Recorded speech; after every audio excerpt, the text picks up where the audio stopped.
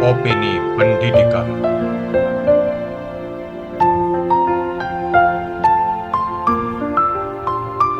Halo, selamat datang Bapak dan Ibu Guru. Di ulasan kali ini, kita bakal membedah sebuah materi yang saya jamin bakal mengubah total cara kita ngelihat RPP harian dan cara kita menilai murid di kelas. Kita akan bongkar konsep-konsep lama yang selama ini kita pakai dan melihat gimana sih sebenarnya kebijakan pendidikan terbaru itu merespons tantangan zaman yang udah serba digital ini.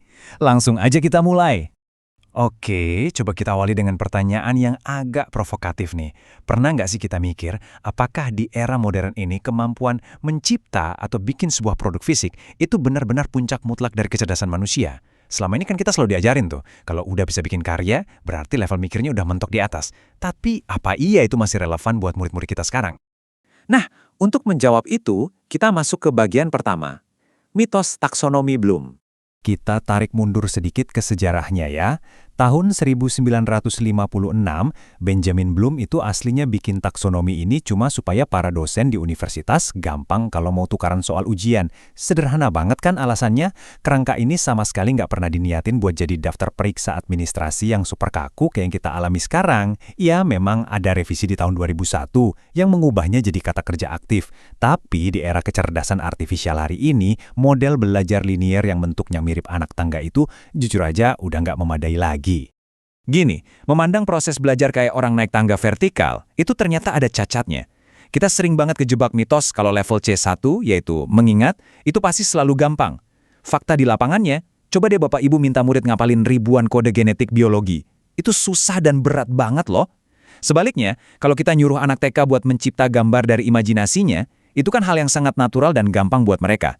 Jadi, sekedar mencipta itu nggak otomatis jadi tugas yang paling rumit. Sebagai pendidik, kadang kita ngerasa dikejar target buat bikin aktivitas yang berlabel HOTS, alias berpikir tingkat tinggi. Ujung-ujungnya apa? Kita malah cuma sibuk berburu dan ngutak-ngatik kata kerja operasional di RPP biar aman pas disupervisi. Parahnya lagi, kita sering mikir kalau soal ujian yang kalimatnya bulat dan panjang itu otomatis HOTS, dan kita jadi lebih menghargai produk akhirnya, kayak maket yang bagus banget, daripada melihat seberapa dalam proses nalar dan perjuangan murid saat bikin maket itu. Dan ini membawa kita ke bagian 2, era AI mengubah segalanya. Nah, yang bikin kita benar-benar harus rombak total cara mengajar itu, ya karena munculnya AI generatif. Coba bayangin, kalau seorang murid sekarang bisa nyuruh AI buat nulis esai panjang lebar, atau bikin codingan komputer cuma dalam hitungan detik, berarti sekedar menghasilkan karya itu udah bukan lagi prestasi puncak. Kemampuan mencipta udah bisa diambil alih mesin dengan sangat gampang. Jadi poin pentingnya di sini, arah puncak kognitif kita itu harus bergeser. Kalau dulu puncaknya ada di C6, yaitu menciptakan karya, sekarang puncaknya geser ke arah evaluasi kritis. Maksudnya gimana? Murid harus bisa ngecek ini data dari AI beneran fakta atau cuma halusinasi mesin doang. Mereka juga harus punya kebijaksanaan etis. Kalau mesinnya udah pintar bikin sesuatu, ya manusianya yang harus pintar mengevaluasi nilai dan dampaknya. Oke, sekarang kita masuk ke solusinya di bagian 3, paradigma pembelajaran mendalam. Buat merespon perubahan besar tadi, daripada kita capek-capek ngejar target C4, C5, C6 tanpa arah yang jelas, pembelajaran mendalam itu fokus pada 3 fase yang jauh lebih bermakna. Pertama, memahami, di mana murid benar-benar membangun makna secara aktif, nggak cuma sekedar hafal. Kedua, mengaplikasi ilmu itu ke dunia nyata, yang seringnya berantakan dan nggak terstruktur. Dan yang ketiga, ini yang paling sering kita lupakan, merefleksi. Murid diajak buat jeda sebentar, mikirin proses belajar mereka sendiri, dan nyadar apa sih dampak dari solusi yang udah mereka buat. 3 fase tadi harus selalu dibalut sama 3 prinsip dasar ini. Belajar itu harus berkesadaran.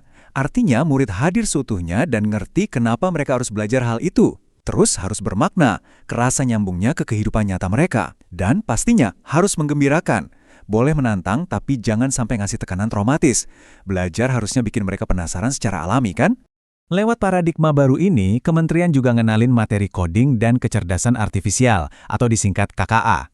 Tapi ingat ya Bapak Ibu, ini sama sekali bukan pelajaran TIK zaman dulu, yang cuma ngajarin anak ngetik atau buka aplikasi. KKA di sini itu medium penting buat melatih cara mikir komputasional, yaitu gimana memecah masalah jadi terstruktur, dan pastinya ngebekalin mereka soal literasi AI, serta etika berdigital. Nggak berhenti di situ aja, ruang kokurikuler sekarang juga dimaksimalkan buat mengintegrasikan 7 kebiasaan anak Indonesia hebat. Ini ngebahas hal-hal fundamental banget kayak bangun pagi, rajin ibadah, sampai kebiasaan makan sehat. Dengan begini, sekolah nggak cuma jadi tempat numpang transfer ilmu, tapi benar-benar menjelma jadi laboratorium dunia nyata buat ngebentuk karakter anak-anak kita. Selanjutnya, bagian 4, model ekologi pembelajaran mendalam. Gimana sih semua ide tadi itu menyatu? Gampang, mulai sekarang kita buang jauh-jauh bayangan kalau belajar itu kayak orang naik anak tangga vertikal yang kaku. Pembelajaran di abad ini tuh bentuknya ekosistem yang melingkar, hidup, dan saling terhubung, persis kayak jaring laba-laba. Di dunia nyata kan emang nggak ada ilmu yang murni berdiri sendiri. Di ekosistem yang dinamis ini, murid pertama-tama bakal nyerap yang namanya akar pengetahuan. Terus, pengetahuan dasar itu mereka pakai buat ngelatih otot nalar mereka. Bersamaan dengan itu, sensor etika mereka juga jalan buat memverifikasi informasi dan menyaring hoaks. Pada akhirnya, semua proses olah pikir ini harus berujung pada satu hal, menghasilkan buah karakter yang ngasih dampak positif ke sekitarnya. Dan buah karakter itu sendiri, wujudnya ada di 8 dimensi profil lulusan ini. Mulai dari nilai spiritual, kolaborasi, sampai urusan kesehatan jasmani dan mental. Ini jadi bukti kuat kalau pendidikan yang sukses itu harus menyentuh anak sebagai manusia yang seutuhnya. Kalau kita cuma pakai model kognitif sempit, ala taksonominya belum yang lama, aspek fisik dan sosial yang krusial kayak gini pasti bakal terabaikan. Terakhir, di bagian 5, transformasi di ruang kelas. Mari kita bawa teori-teori keren tadi langsung ke meja kelas Bapak dan Ibu. Contohnya pelajaran pendidikan Pancasila. Dulu tujuannya mungkin cuma nyuruh murid ngafalin 4 jenis norma. Kering banget kan? Nah, di gaya yang baru, murid diajak buat bener-bener paham filosofi di balik norma itu. Terus mereka disuruh musyawarah langsung secara demokratis buat nyusun kontrak kelas bersama-sama. Rasanya jadi jauh lebih hidup dan nyata buat mereka. Atau kalau lagi ngajar coding, tugas yang dangkal tuh cuma minta murid nyalin kode plek-ketiplek dari papan tulis biar aplikasinya jalan. Di pembelajaran mendalam, kita kasih mereka kode yang sengaja dibikin salah atau error, biar mereka mikir keras nyari letak salahnya, dan setelah itu ditantang buat berdebat kritis soal isu privasi data medis penggunanya. Ini baru yang namanya menggabungkan nalar kritis dengan etika. Jadi, mulai besok, apa aja langkah konkret yang bisa langsung kita kerjain? Pertama, stop stres berburu KKO cuma buat nyenengin kelengkapan administrasi. Kedua, cobain deh rancang skenario belajar yang berangkat dari masalah nyata di sekitar sekolah. Misalnya ngurusin sampah plastik di kantin.